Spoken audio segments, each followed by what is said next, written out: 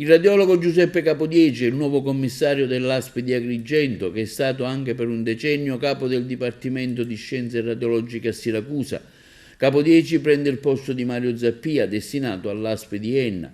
La nomina è avvenuta nel corso della seduta di ieri e ha designato su proposta dell'assessore alla salute Giovanna Volo i nuovi manager della sanità siciliana, i nominativi dei direttori generali delle 15 strutture sanitarie e dei 3 policlinici universitari, così come previsto dalla normativa vigente, sono stati scelti nella rosa dei 49 idonei, stilata sulla base delle valutazioni della commissione di selezione, in attesa del completamento dell'iter con il parere della Commissione Affari Istituzionali dell'ARS. I designati guideranno già da oggi le stesse aziende in qualità di commissari straordinari.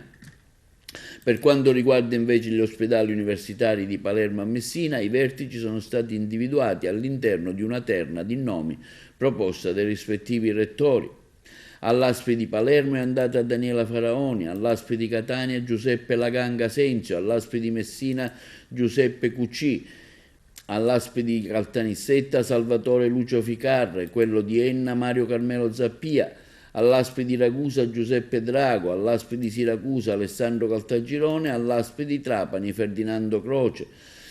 all'Arnas Civico di Palermo Walter Messina, all'azienda ospedaliera Villa Sofia il Cervello di Palermo Roberta Colletti, al Garibaldi di Catania Giuseppe Giammanco, al Cannizzario di Catania Salvatore Emanuele Giuffrida, all'azienda ospedaliera Papardo di Messina Catena di Blasi, al Bonino Puleo di Messina Maurizio Letterio Lanza, al Policlinico Palermo Maria Grazia Furnari, al Policlinico di Catania Gaetano Sirna, al Policlinico di Messina Giorgio Giulio Santonocito.